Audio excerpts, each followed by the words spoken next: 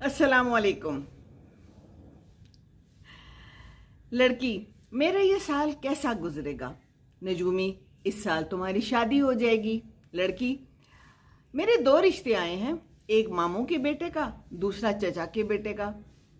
तो इन दोनों में से कौन खुश नसीब होगा?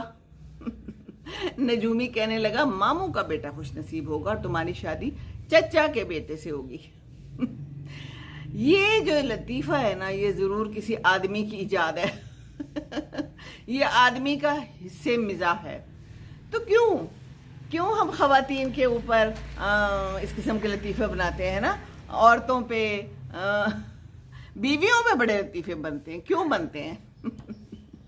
हैं जी? तुंदी बाद मुखालिफ से ना घबरा है उकाब, ये तो चलती है तुझे ऊंचा उड़ाने के लिए। एक और दरिया